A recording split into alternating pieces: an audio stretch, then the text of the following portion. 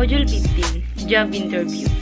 Job interview is an interview consisting of a conversation between a job applicant and the representative of an employer, which is conducted to assess whether the applicant shall be hired. Types of interview. Direct interview. A direct interview involves asking, questioning a way that the respondent understands the purpose of the questions. Unstructured interview refers to an interview concept without any set format in which questions are not predetermined, so the lack in structures enables the interview to ask questions which some to his or her mind on the spot. Stress interview is used to put an interview in awkward position and to throw them off balance. Preparing for an interview. You need the job description. Prepare for questions, then planning your journey to the interview. Next, carefully examine the interview.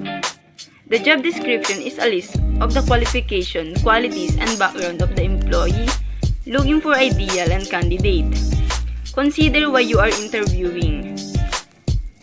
You should have a good understanding of why you want the job and why you are qualified. Performance research of the company or the role. Researching the company and the role as much as possible will give you an edge over the competition. Research the product service. Even if the role is directly related to the company, product or service, you're still looking to be part of the team. That's all. Thank you and God bless.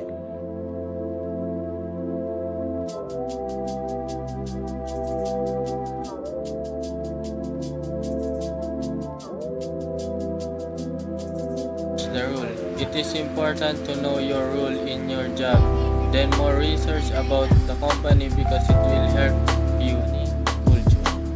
Some of the company have a tradition that I need more gathering data about your company. Interview question. Why do you want to work hard? Answer. The best way is to prepare and you need to more dedication for your work. Say about the company and what skill you will contribute company. Greatest strength. You will say in this how will you accomplish your struggle or discuss your strength. Practice your voice and body language. It is important to make a positive and lasting impression during the interview process.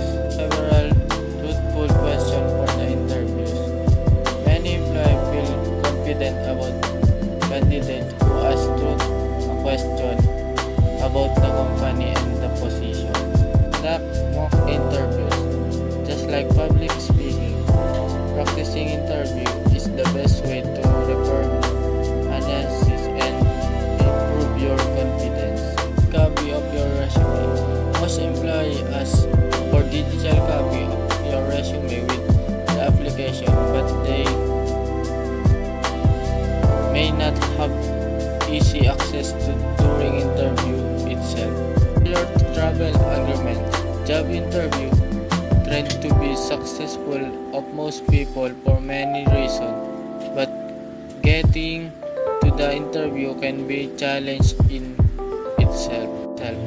One of the biggest challenges in an interview is selling yourself.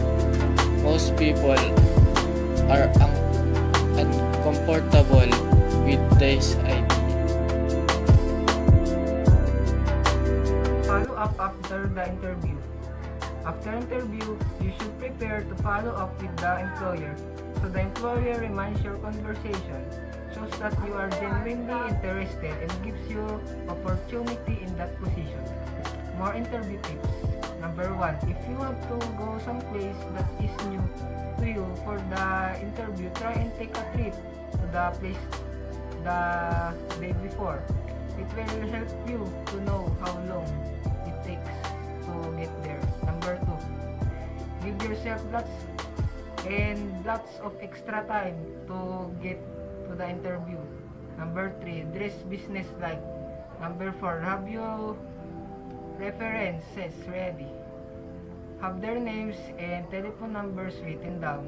Number 5, to fill out an application, it's a good idea to write down the information you will need to fill it out. Number 6, it's better to shake hands or greeting with people at the interview. At the end of the interview. Number 1, ask for a timeline. This is extremely useful.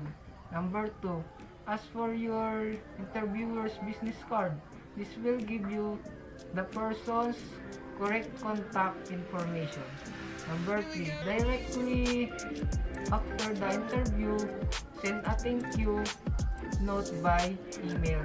Shows the interviewer that you are enthusiastic and they will not forget you as a candidate.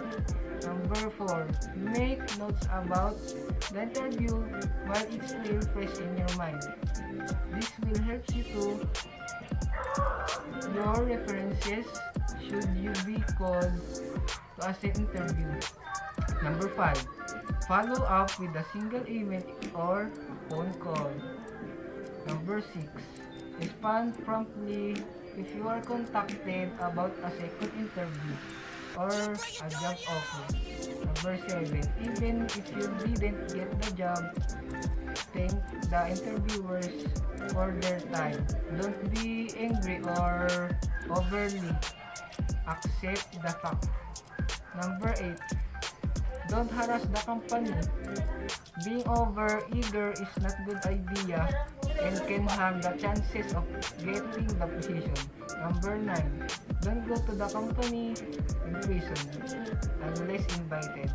Take note, don't avoid the follow-up letter or a phone call. That's it. Purposeful communication is more than just a plainly communicating with other people with a purpose. For effective communication, we must consist the good traits like being honest, organized, hard work, communicating well, and many more. If there's a good trait, there is also the bad traits, like being a poor communicator, talk negatively, getting personal, and many more.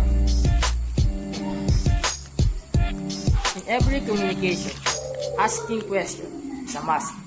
If there was a question, there's an effective and ineffective answer. For example, the question is, why do you want this job? The good and effective answer must, I think, it will change me. And I enjoy this kind of work. I think I could be good at this.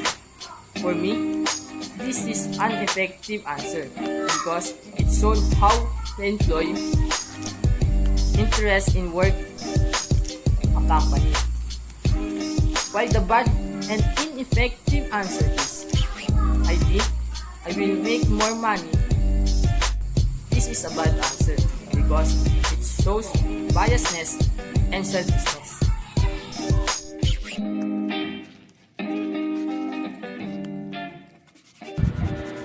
These are the common questions in interviews. Number 1. Tell about yourself. This question asks you to tell them about your life, personal identity, and experience, and etc. Number 2. How did you hear about this position?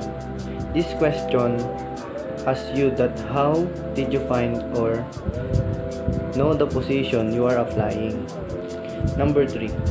Why do you want this job? Why should we hire you? These are the most common questions on interviews. This question asks you that why do you want this job? Why do you want to take this opportunity? And why should we hire you? They wanted to know how complicated are you on this job and how surely you will take this opportunity. Number 4. What are your greatest strengths and what do you consider to be your weaknesses? This question asks you what are the things you are good at and the things you are afraid at. Number 5. Tell me about a challenge or conflict you face at work and how you deal with it. This question asks you that what are the challenge, problems, consequence that you have been experiencing lately and how do you face or deal with it. And lastly, number 6. Tell me about time demonstrated leadership skills. This question asks you that what happened to the time you show your leading skill or something experience that you lead in. And that's all.